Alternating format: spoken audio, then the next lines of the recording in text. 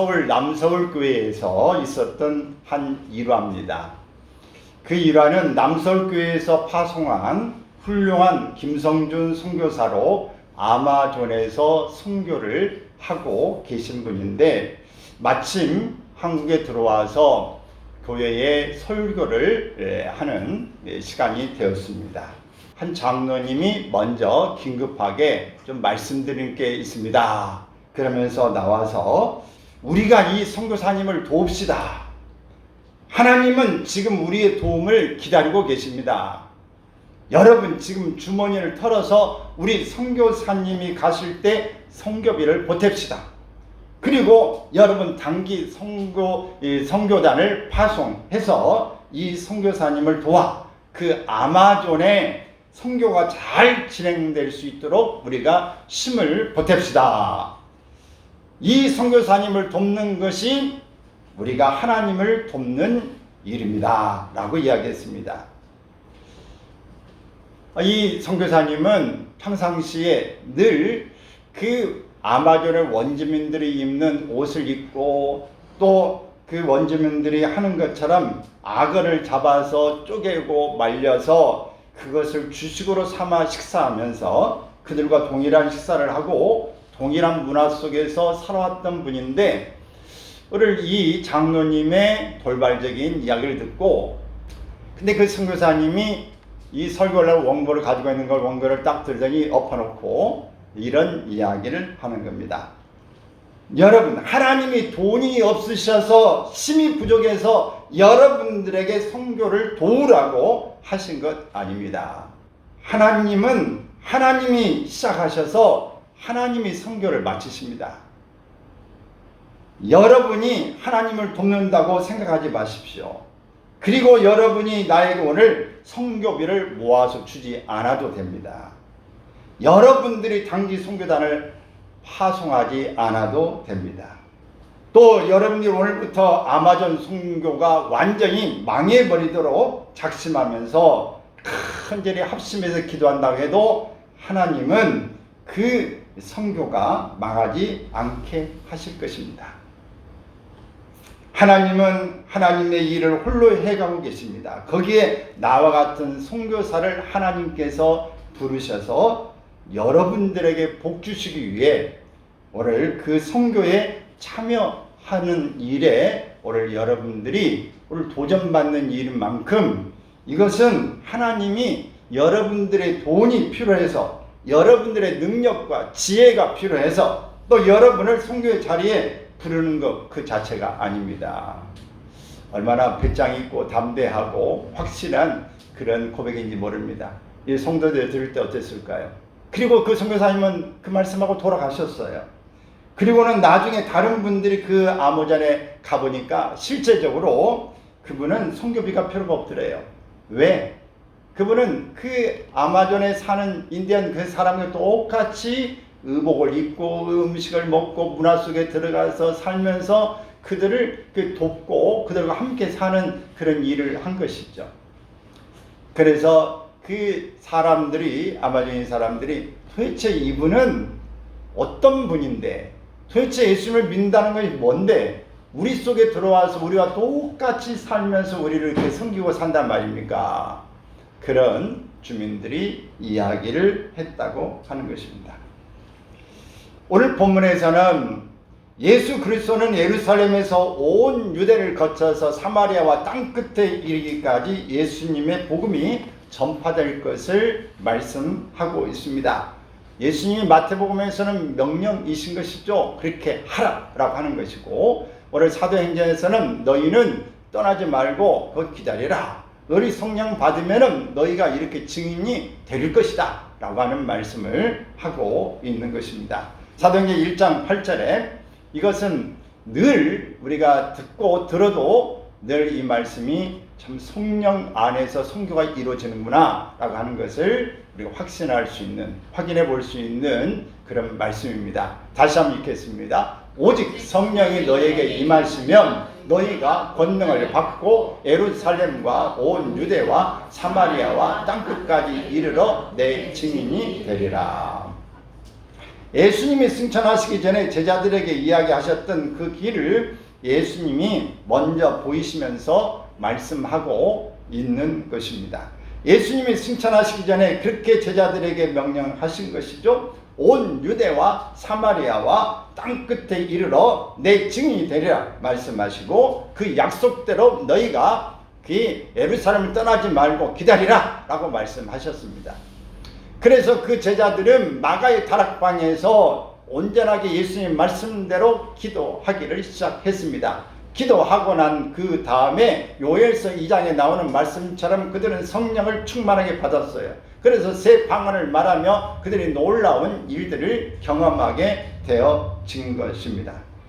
여러분이 성령 받고 베드로 같은 사람은 주의 복음을 전할 때 하루에 3,000명, 5,000명이 복음을 듣고 변화되었다고 말씀하고 있습니다. 근데 그 교회, 예루살렘 교회가 세워지면서 7 집사가 세워졌는데 그 중에 스데반이라고 하는 사람은 이 복음을 전하고 이러면서 많은 사람들에게 미움을 받으면서 결국은 이 사울이라고 하는 청년이 앞에서 옷을 맡아서 보는 증인이 되어지고 수많은 사람들이 돌을 던져서 스데반이 순교를 하는 장면이 나옵니다. 그러면서 그의 얼굴이 천사처럼 빛나고 하늘 우편에 바로 예수님이 서 계시는 모습을 보면서 그는 하나님 저들의 죄를 용서해달라고 예수님처럼 그는 죽었습니다. 그런데 그 뒤에 놀랍게 예루살렘이 성장하고 평안해진 게 아니라 그 박해가 구체적으로 시작된 것입니다. 그러므로 이 유대인 사람들은 디아스포라가 된 거예요. 다 흩어집니다. 유대에서부터 사마리아로 또 모든 인근의 지역으로 흩어지게 되어지는데, 그들을 흩어질 때 그냥 흩어진 게 아니라 복음을 가지고 흩어진 것입니다. 이걸 정확히 말하면 하나님이 그들을 흩어 놓으신 것입니다. 우리는 어떤 면에서 보면 가장 좋고 평범하게 우리끼리 가장 좋은 편을 선택하는 일이 최선이라고 생각할 수 있지만, 어떤 면에서는 하나님께서 그게 아니다, 하나님께서는 이 부분에 모으는 게 아니라 흩어버리는 수도 있다고 하는 것을 말씀하고 있습니다. 그것은 하나님이 하나님 나라를 위한 계획을 가지고 가는데 우리는 그 당시 그 계획을 알지 못합니다. 그러면서 왜 이런 일이 일어날까라고 의혹하고 의심하고 또 흔들리는 그런 모습을 가질 수 있지만, 하나님은 이 일에 대한 분명히 청사전을 가지고 있는 것입니다. 그러므로 여러분이 생각할 때 내 뜻대로 내 계획대로 이루어지지 않았다고 원망도 할 것 없고, 여러분들이 실패자라고 낙인을 찍을 필요도 없습니다. 낙심하지 말고 절망하지 않기를 바랍니다. 하나님은 반드시 여러분을 향해서 하나님의 자녀들을 위해서 계획해 놓은 것이 있고, 하나님 뜻대로 살려가는 사람들에게 모든 걸 합력하여 선을 이루어 주실 줄로 믿는 것입니다. 사도행전 8장 1절을 보면 사울은 그가 죽임 당함을 마땅히 여기더라. 그날에 예루살렘에 있는 교회에 큰 박해가 있어 사도 외에는 다 유대와 사마리아 모든 땅으로 흩어지니라 라고 말했습니다. 여러분, 복음을 전하면서 이 빌립 집사가 이 성령의 인도함을 받아서 감동을 받아서 너는 남쪽으로 가라. 그래서 가다가 에디오피아의 이 간닥의 이 재정을 맡고 있는 내시를 만나서 그가 이사야서 53장을 읽고 가고 있는 장면을 만납니다. 그리고 그걸 네가 읽는 걸 깨닫느냐 할 때 누가 알려주지 않아서 이 말씀을 깨달을 수 없습니다. 그럴 때에 이 빌립 집사가 거기에 올라가서 이 복음을, 성경을 다 풀어주면서 복음을 전합니다. 그리고 그가 침례받을 만한 이제 믿음이 그 안에 있다고 하는 것, 이 말씀을 깨달았다고 생각할 때 같이 물에 들어가서 침례식을 하고 난 다음에 빌립을 하나님께서 인도하셔서 떼어 놓게 됐다고 말씀하고 있습니다. 이렇게 성령께서 이 사모하는 사람에게, 필요한 사람에게 이방인이라도 복음을 가서 전하라고 성령이 인도하십니다. 그러므로 이 복음을 전하는 것도 내가 임의로 전하는 게 아니고, 물론 내 생각을 가지고 전할 수도 있습니다. 그러나 정말 성과가 있고 정말 능력이 나타나는 것은 성령의 감동에 따라서 인도함을 받을 때 역사가 일어나는 것입니다. 우리가 어떤 사업을 하고 어떤 일을 하더라도 이것이 하나님으로부터 말미암는 것이고 하나님이 인도하신 것이라 하면 하나님이 반드시 이루시는 거예요. 그러나 그것이 주님의 뜻이 아니고 내 뜻이다, 이것이 하나님의 계획이다 라고 생각하지만 하나님의 때가 이르지 못했을 때는 그 길이 가다가 원활한 내가 생각한 만큼 성과가 나타나지 않고 또 바른 결과를 우리가 볼 수 없는 것입니다. 우리가 하나님의 계획은 전혀 무슨 일인지 왜 그런지 영문을 모르지만 우리가 가라 하실 때 가서 보면 하다 보면 이것이 하나님의 뜻이구나, 이게 하나님이 이렇게 하시는구나 라고 깨닫게 되는 경우가 많습니다. 그러므로 여러분이 쉽게 결론 내지 않기를 바랍니다. 여러분이 결론 내는 게 아니라 결론은 하나님이 가지고 계시는 것입니다. 그러므로 여러분, 짧은 인생을 살면서 내 도토리 만한 지식 가지고 능력 가지고 내 능력으로 한다 못한다 말하지도 말고 나는 이것이 끝이다, 이제 모든 게 마무리가 됐다라고 이야기하지 않기를 바랍니다. 하나님이 끝이라고 해야 끝입니다. 하나님이 마무리 져야 마무리 되는 것이고 하나님께서 이제 모든 것 이제 너는 여기까지라고 말씀하셔야 끝인 것입니다. 그러므로 여러분 하나님 앞에 갈 때까지 여러분이 무슨 일을 행할 때에 하나님의 일을 끝까지 최선 다하여 행할 수 있기를 바랍니다. 오늘 우리가 읽었던 마태복음 28장 18절에 보면은 이 말씀에서 너희는 가라 라고 말씀하는데 가게 되면 이 말씀입니다. 가서 뭐라는 겁니까? 내 제자를 삼아서 그들에게 가르쳐 지키게 하라 그랬어요. 그러니까 이 말씀의 초점은 무슨 말인가? 무조건 가라, 가르쳐 지키게 하라 그 말입니다. 너는 가라고 하면 무조건에 가서 그들을 가르쳐 지키게 해라. 그래서 누구 제자 만들어라? 전하는 사람의 제자가 아니라 예수님의 제자 만들어라, 이렇게 말씀하시는 것입니다. 근데 우리가 가라고 하는 말씀을 듣고 가는 거 쉽지 않습니다. 그러나 쉽지 않지만 하다 보면 됩니다. 에스겔서 37장에 보면은 이 에스겔이라고 하는 선지자를 이 성령께서 인도하십니다. 어디로? 골짜기로 갑니다. 그리고 그 보이는데 마른 뼈들을 수 없는 것들이 널려지는 걸 봅니다. 마른 뼈들이 우리가 환상으로 보는 거니까 이것은 상상으로 환상으로 보는 것이지만 이 전쟁하러 가면 뼈들이 매장되지 않은데 있을 수 있겠죠. 근데 어쨌든 이 마른 뼈들이 이미 다 말라버렸어요. 근데 그 뼈들을 보면서 이렇게 에스겔에게 질문합니다. 이 뼈들이 능히 살겠느냐 물었습니다. 한 번도 들어보지 못한 질문이고 한 번도 경험하지 못한 것입니다. 그리고 자기가 예상치 못한 질문이었기 때문에 모르겠습니다. 이제 이렇게밖에 대답 못하죠. 그럴 때에 이 하나님이 하실 계획을 말씀합니다. 너는 이 뼈들에게 대언하라. 그리고 이 뼈들이 살아날 것을 말씀합니다. 그리고 다시 그 뼈들에게 말해서 하나님의 영을 이제 들어갈 것을 그렇게 말씀합니다. 이 말씀을 완전히 그는 믿을 수 없었지만은 하나님께서 에스겔에게 말씀하신 그대로 그 뼈들 향해서 대언하게 될 때 이 뼈 조카가 서로 뜯어서 소리를 내면서 맞아칩니다. 그리고 그 위에 심줄이 생깁니다. 그리고 피부가 입혀집니다. 그리고 가죽이 덮여지게 됩니다. 이렇게 되어져 있을 때 다시 그 흠들이 그 안에 들어가게 되어져서 하나님의 군대로 일어나게 되는 장면을 보게 됩니다. 핏줄에 피가 흐르게 되어지고 모든 영이 들어가면서 생명이 나타나게 되어진 것입니다. 이것은 뭘 말할까요? 사람으로서는 아무리 말을 해도 그 뼈들이 이제 살아날 수가 없습니다. 뼈들이 움직일 수가 없습니다. 어떻게 그것이 과학적으로, 어떻게 그 논리적으로 가능한 일이겠습니까? 근데 그 말씀이 그대로 이루어지는 것은 이것을 그 영혼들을 살리는 것은, 생명을 살리는 것은 네가 모든 전략과 기술과 어떤 것으로 해서 살아나는 게 아니라 하나님의 능력으로, 하나님의 말씀으로 능히 이루어진다고 하는 것을 말씀하는 것입니다. 너는 그냥 단순히 대언하는 자뿐, 그 살리는 일은 내가 합니다. 내가 그 모든 말라버리고 비틀어지고 보잘것없고 도저히 가능성이 없는, 희망이 절벽되어 있는 이곳에 하나님께서 하시면 가능하다는 말씀을 하고 있는 것입니다. 오늘 여러분 가운데에 나는 희망이 없어, 나는 이것은 안 돼, 나는 이것은 포기했어, 근데 옛날에 꿈을 가졌던 것들이 있다면 오늘 포기하지 않기를 바랍니다. 여러분은 안 되는 것 같고 여러분은 이제 내 능력 밖이라고 할지 모르지만 그것을 하나님 앞에 가지고 갈 때에 하나님 앞에 꿈을 품고 나가면 나는 못해도 주님은 하실 수 있는 줄로 믿습니다. 내 때에 안 되면 그 다음 때라도 되는 거예요. 여러분, 어쨌든 여러분들은 놓치지 말고, 여러분들은 모든 꿈을 잊어버리지 말고 그것을 하나님 앞에 다시 주신 거라면 상기해서 여러분들 늘 기도하고 그 일이 성취되는 일들을 목격할 수 있기를 바랍니다. 에스겔 37장의 이 이야기, 혼돈과 공허와 어둠뿐인 죽은 영혼을 갖고 있었던 우리 죄인들을 어떤 방식으로 하나님 앞에 살아 돌아오게 하는 것을 보여주고 있는 것입니다.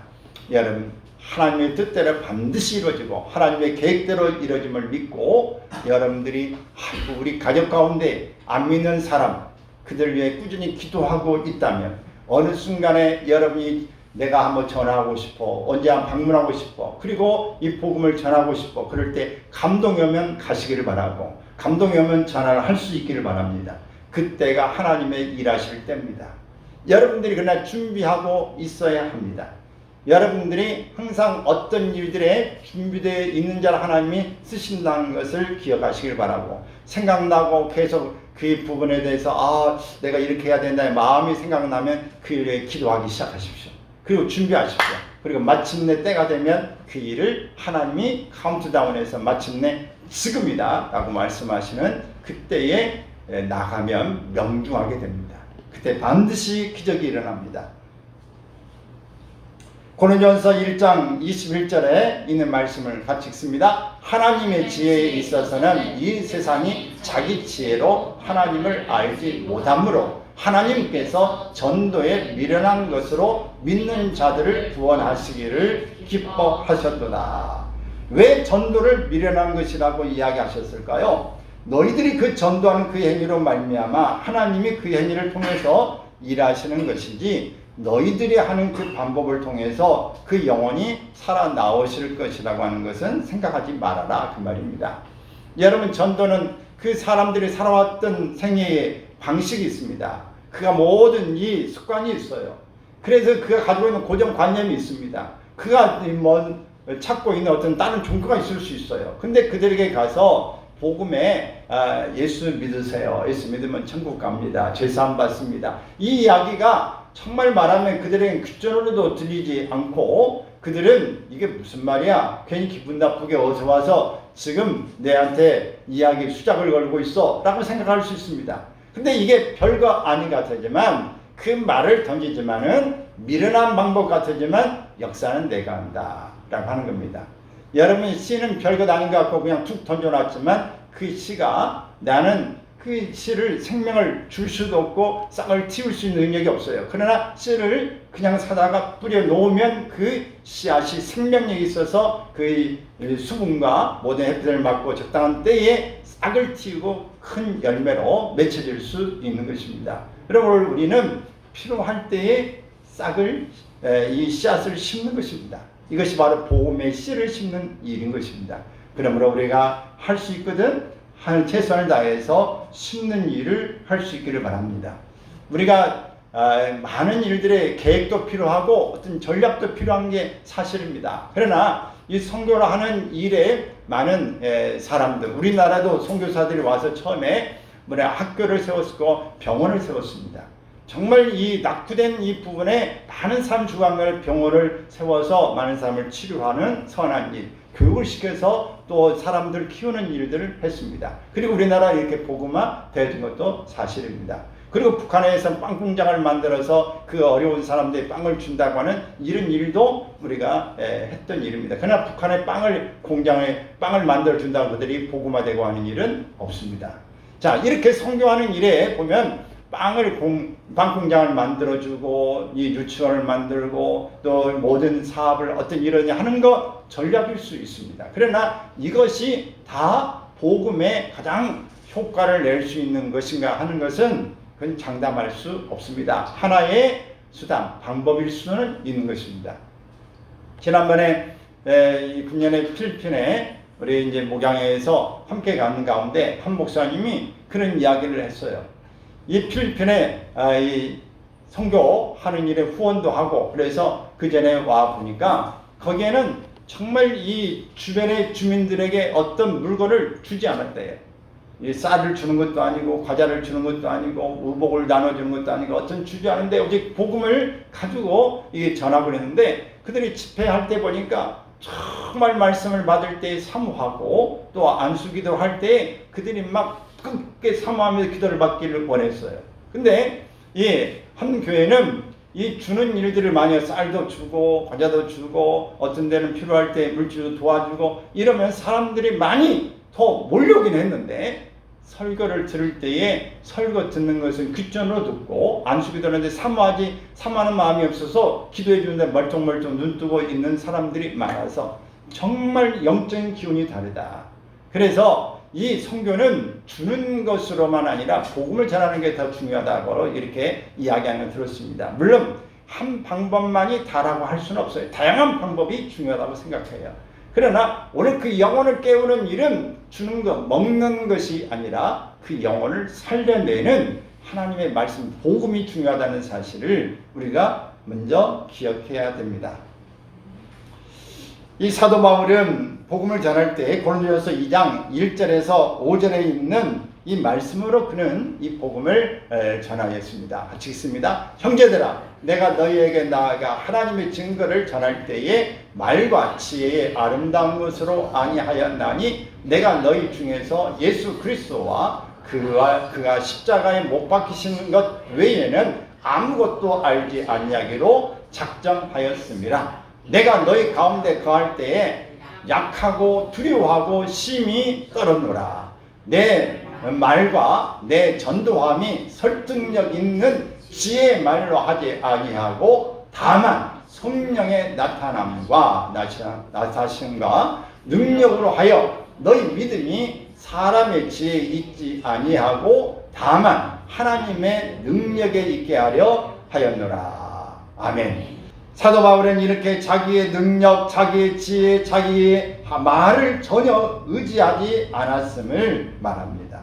그는 히브리의 지성 가말리알의 문화에서 지금으로 보면 최고의 대학, 서울대학교, 대학원 이런 식으로 그 대학에서 최고의 철학을 공부한 사람이고 최고의 학문 수제자의 역할을 했던 사람인 만큼 정말 우리가 이 성경에 13권, 14권 히브리서까지 이렇게 말합니다만 이 책을 이렇게 쓸 때 얼마나 그가 실력이 있는가를 알 수 있습니다.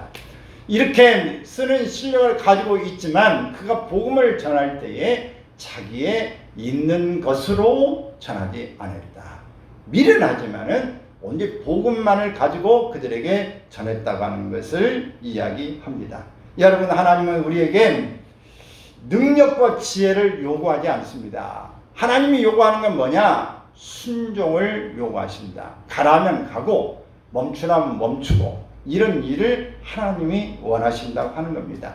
나는 어떤 지식이나 일 모든 가진 것보다도 나는 이것들을 배선물로 여기고 오직 주의 복음만이 나의 가장 고상한 것으로 알고 이 복음을 전한다고 하는 일인데 이렇게 주님을 인정하고 그가 그에게 감동하신 대로 순종하는 일을 통해서 수많은 교회들을 세우고 수많은 기적이 나타나는 것을 보여줍니다. 여러분, 우리에게는 모든 사람의 능력이 재능이 다 똑같은 건 아닙니다. 어떤 사람은 10달란트를 가진 만큼 많은 재능을 가지고 있어요. 어떤 사람은 2달란트를 맡은 그런 사람도 있고 1달란트를 맡은 사람도 있습니다. 그런데 오늘 우리가 해야 될 건 뭐냐? 10달란트 맡은 사람은 10달란트를 이제 남길 만한 능력이 있기 때문에 그만큼 하면 되는 것이고 2달란트 가진 사람은 2달란트를 남기는 그 역할을 하면 되는 것입니다. 우리가 돈이 있는 사람은 돈으로 선교를 하고 또 시간이 있는 사람은 시간으로 가서 선교를 하고 또 재능이 있는 사람은 자기 재능을 가지고 전도하는 것입니다. 그래서 이 바울 사도 텐트 메이커, 텐트 만드는 그 일을 하면서 그 선교의 자금을 초반에는 다 만들어가면서 선교를 한 것이죠. 지금 우리나라에서도 온누리교회 같은 데라든지 또 다른 교회들도 갑니다만 특히 그 교회를 중심으로 해서 이 자비 선교, 자비량 선교 자기가 가지고 있는 재능을 가지고 가서 그들에게 다 봉사하고 섬기면서 자기 재능으로 이제 은퇴하고 난 다음에 하는 사람 가서 선교의 역할을 감당하고 있다고 하는 것을 들었습니다. 그게 제가 듣는 그 이야기로는 돌아가시기 전에 설교한 걸 보면 그 장로와 권사 되신 분들이 거의 이제 퇴직하고 난 다음에 500명이 선교사로 갔다. 이렇게 근데 더 보내야 되는데 잘 안 간다고 그 이야기를 이렇게 하고 있는 걸 들었습니다. 여러분, 우리가 가지고 있는 그 처해진 상황, 환경 가운데서 내가 할 수 있는 최선을 가지고 선교하는 것이 중요한 것입니다. 일단 하나님이 우리에게 감동할 때에 전하면 되는 거예요. 우리가 그들에게 가서 내 신앙을 자랑하는, 내 신앙의 우월감을 내세우는 것도 아니고, 내가 말을 잘한다고 하는 것을 드러내는 것도 아니고, 나 봐, 나 이렇게 잘하는데 너희는 뭐해? 라고 이렇게 하면 실패하겠죠. 우리는 그들에게 겸손함과 섬김으로 그들에게 다가가고 사랑으로 다가가서 그들과 함께 스킨십을 가지고 복음을 나눠서 생명의 역사가 나타나도록 해야 하는 것입니다. 복음을 전하기 위해서 갔는데 내가 가서 정말 한 사람도 내 말을 듣고 복음을 받아들이고 이제 응답한 사람이 없다. 그렇다면 나는 그 속에서 하나님, 이 사람들에게 이렇게 했는데 못 받아들이는데 나는 어떻게 이 복음을 받아들일 수 있었을까요? 나도 완악하기는 이들만 못지 않은데 어떻게 내가 이 복음을 받아들여서 하나님의 자녀가 되어주고 이 은혜 속에 있게 될까요? 하나님, 이것이 전쟁의 하나님의 은혜입니다. 하나님이 하신 것입니다라고 깨닫게 될 것이고, 한 생명이라도 내 복음을 받아들이고 내 것을 통해서 그들이 새로워진다면 하나님 감사합니다. 하나님이 하셨고 내 부족한 이 복음의 미련한 것을 통해서 역사하셨으니 하나님이 하신 것입니다라고 하는 하나님 앞에 일하시는 모습을 체험하고 또 이를 감사하고 감격하는 모습으로 나아갈 줄로 믿습니다. 할렐루야. 성경은 하나님이 시작하시고 하나님이 끝내시는 것입니다. 여러분, 하나님께서 우리가 염려하고 근심하고 낙심하는 게 아니라 하나님이 우리에게 감동하시면 우리는 뭐 하면 된다? 순종하면 된다. 가라고 하면 가고, 전화하라고 하면 하고, 물건을 사가지고 좀 가라고 하면 사가지고 가고, 돈을 좀 챙겨주라고 하면 챙겨주고, 없으면 말고, 여러분이 할 수 있는 만큼 이렇게 하면 됩니다. 할렐루야. 이렇게 하는 일을 통해서 기적은 일어나는 거예요. 근데 우리가 선교할 때에 가장 중요한 건 바로 제자를 삼는다고 하는 이 예수님의 말씀인데, 제자를 삼아라 이렇게 말씀인데, 제자를 삼을 때 어떻게 삼아야 되느냐? 우리가 고린도전서 12장에 보면은 이 은사들을 이야기하고 있습니다. 수많은 은사들을 쭉 이야기하고 있어요. 지혜의 은사, 지식의 은사, 섬김의 은사, 능력의 은사, 방언의 통역의 은사, 다 이야기합니다. 또 14장에도 귀한 은사들이 많이 열거되고 있어요. 근데 12장을 말하고 내가 더 귀한 은사를 너희에게 말하리라, 보이리라 이렇게 했는데, 바로 고린도전서 13장이 무슨 장입니까? 13장이 바로 사랑장이에요. 사랑장. 그래서 이 모든 은사를 가지고 있지만 이 은사를 사용할 때 우리가 어떤 마음을 가지고 사용해야 되느냐? 사랑의 마음을 가져야 되는 거예요. 우리가 지난주에 말씀했는데, 우리가 이 천국이 내게 멀지 않았다 이렇게 말씀했죠. 서기관에 이 예수님의 아들 질문하는 가운데 이 예수님의 답변입니다. 근데 천국이 가까이 멀지 않았다고 말하는데 천국이 임한 게 아니에요. 가까이 왔다라고 하는데, 우리가 천국에 우리가 가까이 이제 온 걸로 마치는 게 아니라 천국에 정말 들어가고 하나님의 상 받은 일은 무엇을 해야 되느냐? 사랑이 있어야 된다. 누구에 대한 사랑이 있어야 된다? 하나님에 대한 사랑이 있어야 된다. 또 누구에 대한 사랑이 있어야 된다? 이웃에 대한 사랑이 있어야 된다. 근데 이 하나님을 사랑하되 마음을 다하고 뜻을 다하고 목숨을 다하고 힘을 다하여 주 너의 하나님을 사랑하고 내 이웃을 내 몸과 같이 사랑하라 라고, 자신과처럼 사랑하라고 하는 말씀을 가지고 있는 것입니다. 여러분, 이 우리가 제자를 삼는다고 하는 것은 어떤 자세로 어떤 마음으로 삼아야 되는가? 그것은 바로 요한복음 13장 34절 35절에 있는 말씀인데 있습니다. 새 계명을 너에게 주노니 서로 사랑하라. 내가 너희를 사랑한 것 같이 너희도 서로 사랑하라. 너희가 서로 사랑하면 이로써 모든 사람이 너희가 내 제자인 줄 아니라. 그래서 우리가 이 사랑하는 일을 통해서 이웃이 감동을 받고 저 사람은 도대체 뭐야? 저 사람 믿는 그 예수는 도대체 누구야? 그러면서 관심을 갖고 이것이 그들 가운데 영향을 미치게 된다. 그럼 우리가 직장에 있든지 가정에 있든지 이웃과 있든지 친구들과 있든지 우리가 처해진 모든 부분에 있는 그때도 우리가 빛을 비추는 일이 중요한 것입니다. 이때에 우리가 빛을 비출 때 저 빛 정말 좋다. 저 모습 정말 아름답다. 내 자녀도 보내면 좋겠고 나는 바쁘지만 누구 우리 가족들은 보내면 좋겠다. 꼭 저기는 나도 시간 되면 나도 저걸 알아보고 싶다. 이런 마음이 들 수 있도록 감동을 주는 스토리는 내가 처해진 환경 가운데서 정말 이 사랑의 모습을 실천할 때에 가능한 것입니다. 오늘 땅끝까지 복음을 증거해라 라고 하는데 땅끝이 어딘가? 땅끝, 지구는 둥글다 네모다? 둥글다. 그러면 이 지구를 뺑뺑 돌다 보면은 끝까지 돌다 보면 어느 점에 와 있을까요? 내가 서 있는 자리로 돌아오게 될 겁니다. 여러분 오늘부터 지구를 돈다고 끝까지 돌아오나 안 돌아오나 이제 돌아보려면 큰맘 먹어야 돼요. 이렇게 우리가 돌아오는데 땅끝은 결국은 내가 서 있는 요 기점으로 해서 여기에서부터 복음을 잘 전하고 인정받을 수 있다면 땅끝에 복음을 전하는 그런 심정의 사람이 되어질 것입니다. 근데 내 주변에서 전혀 인정이 안 된다. 그러면 땅끝으로까지 저 멀리까지 복음 전하러 갈 필요가 있다 없다? 갈 필요 없어요. 여기서 이미 쇼부 끝난 거예요. 여기서도 안 되는데 다른 데 가봐도 별로 안 돼. 여러분 오늘 우리가 끝까지 점점점 우리 주변에서 복음의 빛을 드러낼 수 있기를 바랍니다. 그래서 예수님의 성품과 인격을 담은 모습으로 우리가 정말 이 모래 위가 아니라 반석 위에 집을 든든히 진 것처럼 예수 그리스도의 복음 위에 말씀 위에 사랑 위에 복음을 집을 짓고 흔들리지 않는 믿음으로 나갈 수 있기를 바랍니다. 복음은 전적인 하나님의 은혜예요. 은혜가 아니면은 우리가 이 복음이 복음되지 못하게 되어지고 이 은혜에 반응하는 그것은 하나님의 역사가 필요한 것입니다.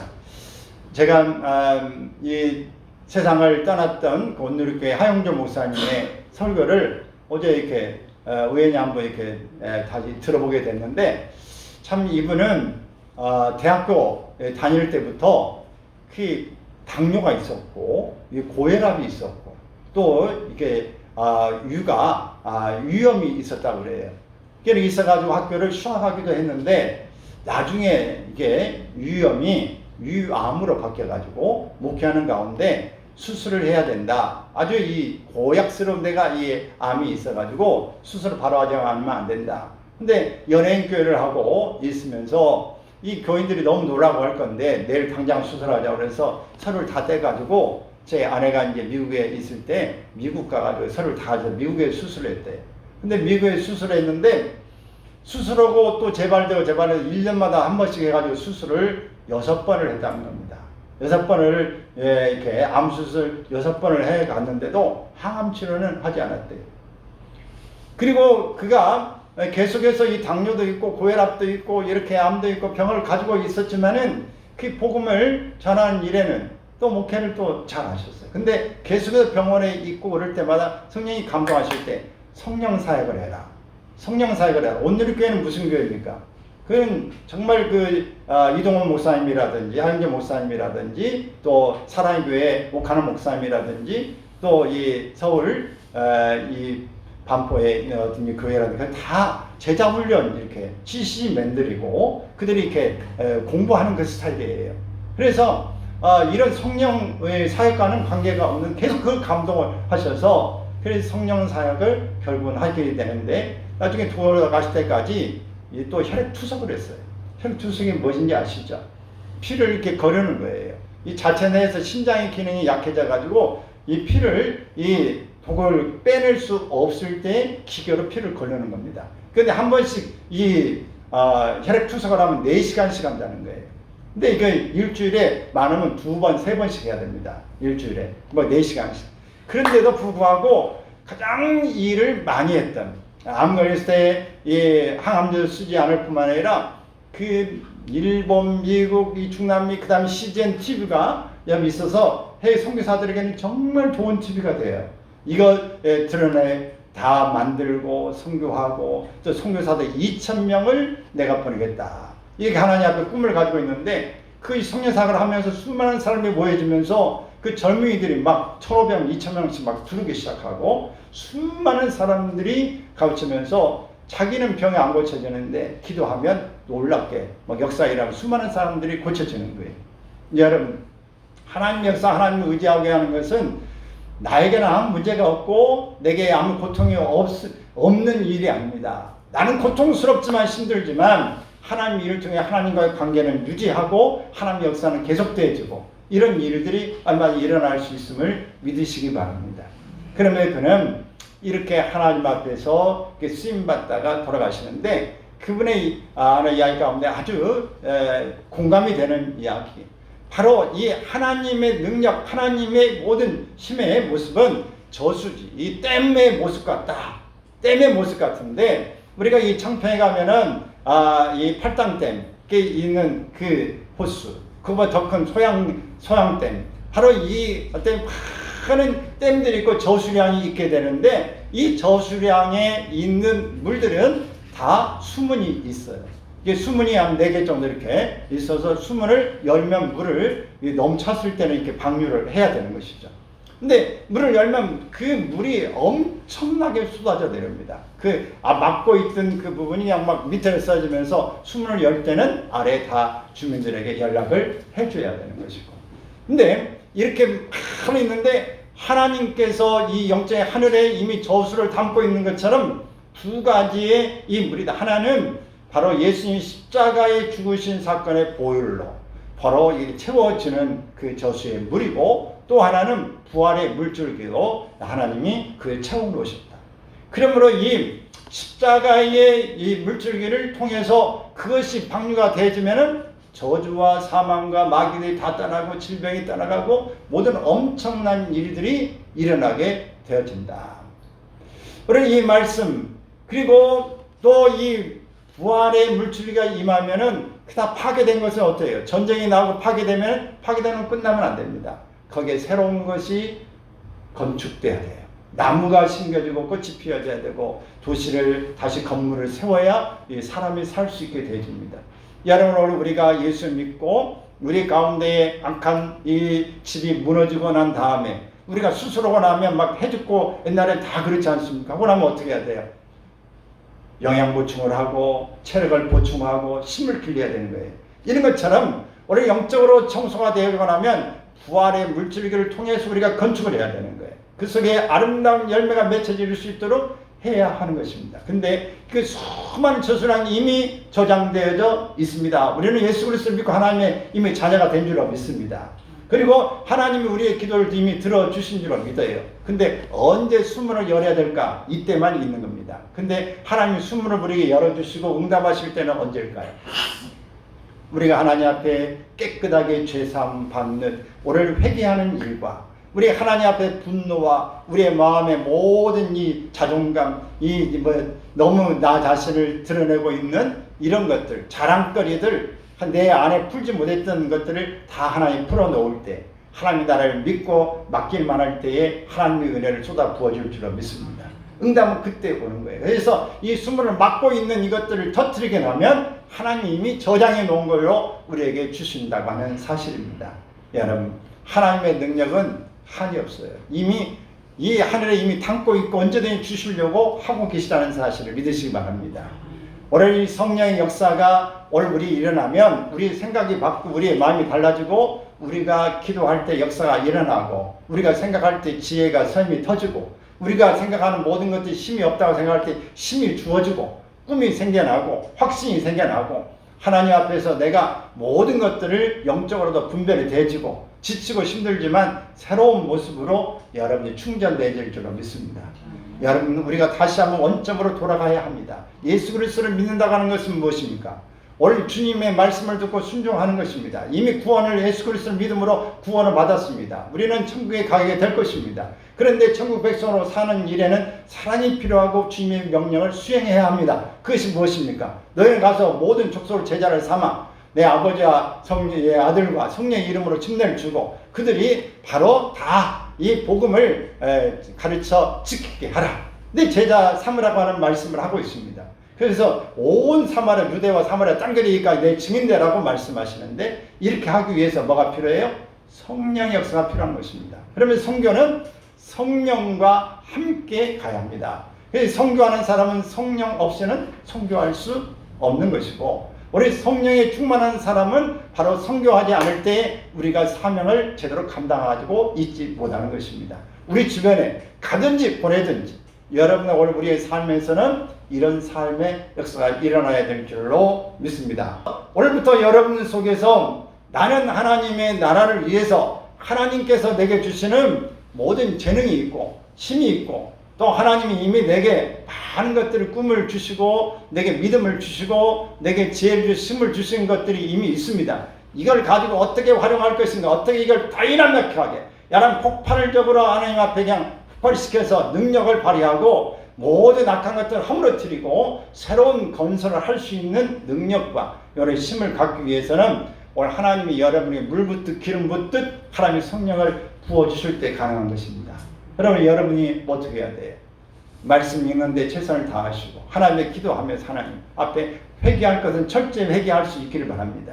그리고 영혼을 사모함으로 저 사람 지옥 가면 안 된다고 생각하면 그 사람을 위해서 축복하며 기도하시기를 바라고 감동할 때에 여러분 능력을 받고 여러분들이 선포할 때에 놀라운 역사가 일어날 줄로 믿습니다. 선포할 때 기적이 일어나는 것입니다. 여러분 기도하는 걸로 그냥 하지 말고 능력 기도가 되기를 바랍니다. 아멘. 여러분의 기도 따라서 내가 기도하면 하나님이 들으신다. 하나님이 역사하신다. 반드시 보게 하신다. 아멘.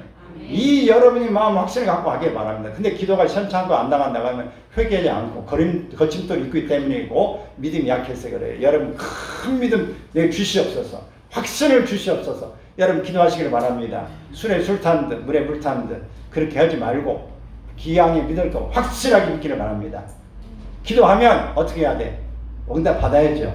기도하면 어떻게 해? 다른 사람 기도해주면 어떻게 해야 돼? 에? 능력이 나타나야죠. 아멘입니까? 하나님의 말씀 읽으면 깨달아져야 되죠. 여러분 어떤 일을 하면 기쁨으로 임해야 되죠. 다른 사람 상담하고 고민하면 그 사람이 변화가 돼야 되지 않겠습니까? 이렇게 하기 위해서 여러분들이 하나님의 지혜를 받고 능력을 받고 힘을 얻기를 바랍니다. 오늘 있는 자리가 섬겨집니다. 그러므로 선교하기 위해서는 뭐가 필요하다? 성령이 오직 너에게 성령이 임하시면 너희가 권능을 받고 그래서 성령이 임하면 뭘 받는다? 권능 받는 거예요. 권세와 능력을 받는 겁니다. 그래야 일할 수 있다. 그래야 여러분이 가진 것을 활용하고 열매로 꽃을 피울 수 있다는 사실을 확실히 믿으시길 바랍니다. 아멘.